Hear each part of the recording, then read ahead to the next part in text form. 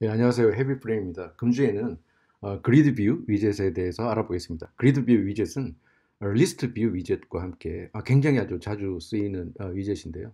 여기 굉장히 흥미로운 점이 좀 많이 있습니다. 그래서 이번 시간에는 그리드 뷰 위젯에 대해서 알아보는 시간을 가지겠습니다.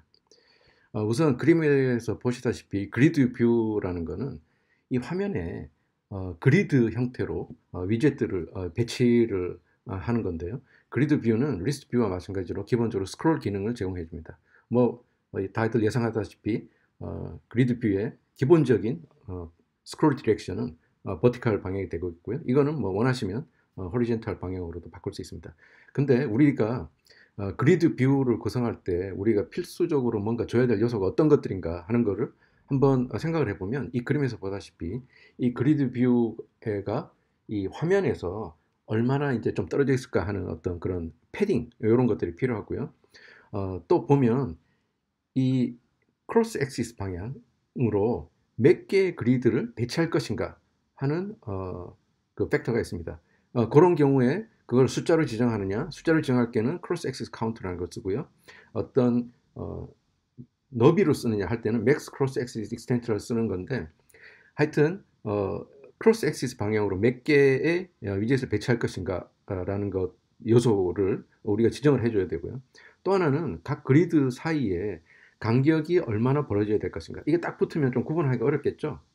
이런 거는 크로스 엑세스 스페이싱이라고 하고, 그리고 그리드 사이의 수직 간격은 얼마나 떨어져야 될 것인가 할 때 이런 걸 메인 엑세스 스페이싱이라고 합니다.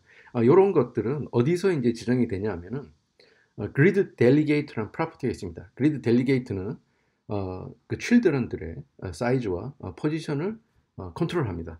그래서 그리드 델리게이트는 두 가지 종류가 있는데 이름이 엄청 길어요.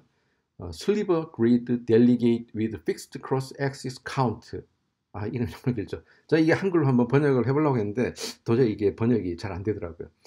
이름에서 카운트가 있는 데서 우리가 유추할 수 있듯이 요거는 크로스 엑시스로 몇 개를 배치를 할 것인가 라는 걸 지정하는 겁니다. 그래서 이 경우 크로스 엑시 카운트가 2가 됐죠. 자, 그러니까 이제 가로 방향으로 하나, 둘. 그리고 이제 아까 메인 엑시스 스페이싱, 크로스 엑시스 스페이싱은 이제 제가 설명을 드렸는데 그럼 차일드 에스펙트 레이시오라는 건 뭐냐면 요 비율을 이야기하는 겁니다. 차일드 에스펙트 레이시오 3, 2 이렇게 줬죠. 자, 그리고 그리드 델리게이트에 보면 또 하나 슬리버 그리드 델리게이트 위드 픽스드 크로스 엑시스 엑스텐트라는 게 있습니다. 이 경우에 제가 맥스 크로스 엑스텐트 150을 줬는데 이 의미가 어떤 거냐 하면 이게 매뉴얼에 나온 내용입니다. 만일에 이게 500이라고 해보죠. 그 500이라고 500 픽셀 와이드라고 하고 우리가 150을 줬다면 이게 150 곱하기 3 하면 450이죠. 그럼 450이면 50이 남지 않습니까? 그러면 이 50일 남는 걸 남겨두는 게 아니라 이 50이 넘는 거를 다 채우기 위해 가지고 지금 맥시멈 위드스를 150으로 지정을 했으니까 150은 넘을 수가 없죠. 그러니까 요거를 사이드를 줄여 가지고 125를 해서 4개를 배치를 하는 겁니다. 자, 그래서 매뉴얼에 뭐라고 하냐면 This delegate creates grids with equally sized and spaced tiles라고 나왔죠. 자, 요게 얼핏 좀 보면 잘 이해가 안 될 수가 있어가지고 제가 아주 간단한 예제로 Max Cross Axis Extent를 한번 살펴보고 그게 어떤 때 유용한지 한번 살펴보기를 하겠습니다. 이 예제는요, Sliver Grid Delegate with Max Cross Axis Extent가 정말 어떤 영향을 미치는지를 알아보는 간단한 예제입니다. 자, 제가 그걸 하기 위해 가지고 스트링으로 구성된 20개의 아이템을 만들었어요. 그 각각 내용은 나는 그리드 뷰에 뭐 i번째 child다 하는 거를 프린트하는 거고요. 제가 이게 위드스가 이 에뮬레이터 위드스가 얼마인지 알기 위해 가지고 미디어 커리를 통해 가지고 위드스를 구합니다. 그리고 진짜 위드스를 프린트를 하고요. 여기서 보면 제가 아까 말씀드린 크로스 엑스 익스텐트를 했고 우선 기본값으로 맥스 크로스 엑세스 익스텐트를 150을 줬습니다. 그런데 여기서 메인 엑셀 스페이싱은 이렇게 그림에서 보듯이 줬는데 크로스 엑스는 안 줬어요. 왜냐하면 크로스 엑스 주면 그 스페이싱까지 계산을 해야 되는 좀 복잡함이 있어서 이 예제를 이해하는데 좀 더 복잡해지기 때문에 그런 생각을 했고요. 자, 그리고 각각 이게 그 기본적인 그리드는 그리드 타일로 이제 구성을 하는데 요 각각을 이제 구분하기 위한 백그라운드 컬러하고 보더를 주기 위해 가지고 컨테이너로 감쌌습니다. 자, 그럼 우선 여기 보시면 width가 414죠. 150이죠.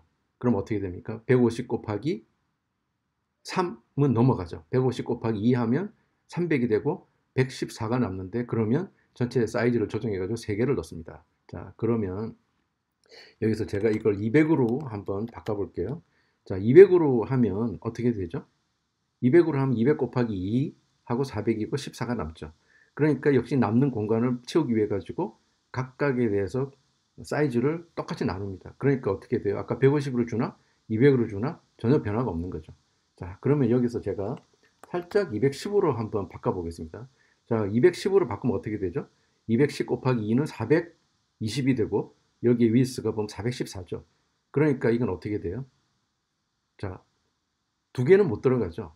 그런데 하나가 들어가고 나면 한 210은 안 되는 사이즈가 남아요. 그럼 어떻게 하겠습니까? 이제 이게 두 개로 들어가는 걸로 바뀌는 거죠. 자, 두 개로 들어갔죠. 자, 그러면 이게 똑같아요. 제가 400으로 한번 바꿔볼게요.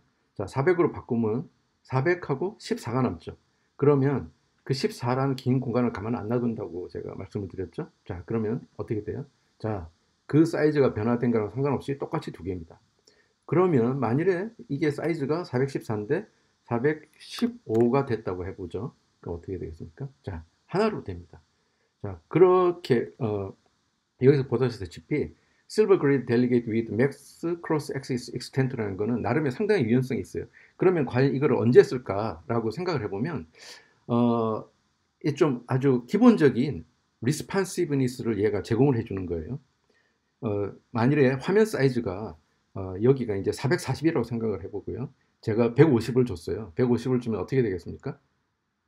그러면 두 개하고 공간이 남죠. 그러니까 세 개가 같이 들어가겠죠. 세 개가 들어가는데, 만일에 이 공간 크기가 500이라고 한번 해볼게요. 500이라고. 그러면 150 곱하기 3 하면 450이죠.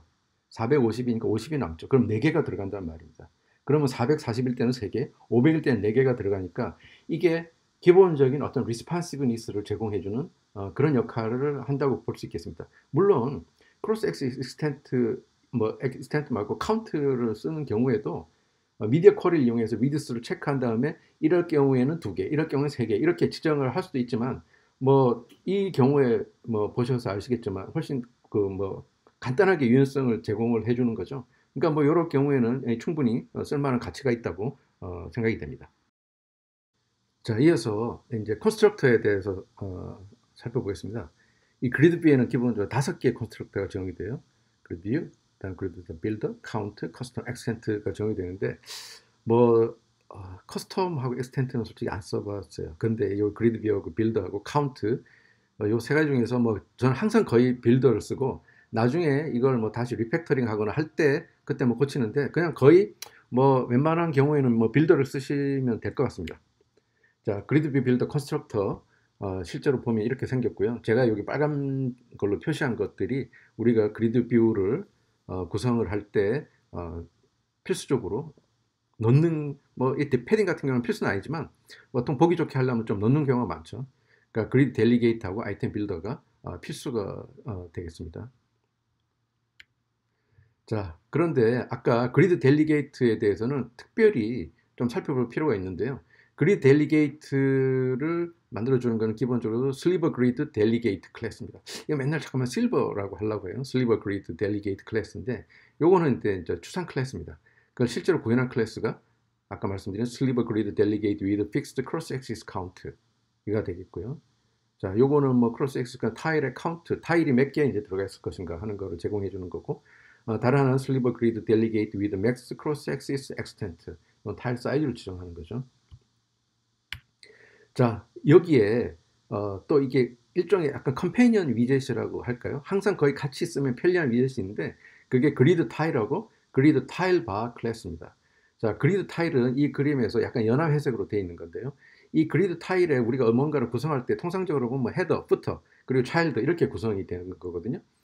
그래서 이 그리드 타일을 쓰면 편리한데, 거기에 더 편리한 게 우리 그 많은 앱에서 보면 이 그리드의 밑에 요렇게 약간 투명한 색깔로, 약간 투명하게 짙은 색깔로 이렇게 바 형태를 주는 경우가 있어요. 요럴 경우에는 그리드 타일 바를 이용하면 편리하게 구성을 할 수가 있습니다. 그리드 타일 바에서는 이제 백그라운드 컬러를 지정을 하는데, 보통은 뭐 완전하게 불투명한 색깔보다는 약간 좀 트랜스페어런트한 색깔을 주고요. 그리고 위젯에 리딩, 타이틀, 서브타이틀, 트레일링을 줍니다. 그러면 그리드 타일 바를 보시면 이게 거의 뭐 리스트 타일하고 뭐 거의 같은 거죠. 자, 이상으로 일단 그리드 뷰에 대한 기본적인 설명을 드렸고요. 다음 시간에는 이 그리드 뷰를 가지고 한번 이그젬플을 만들어 보겠습니다.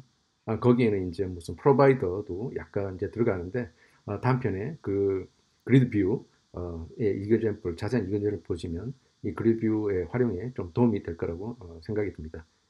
예, 헤비 프리였습니다. 2편에서 뵙겠습니다.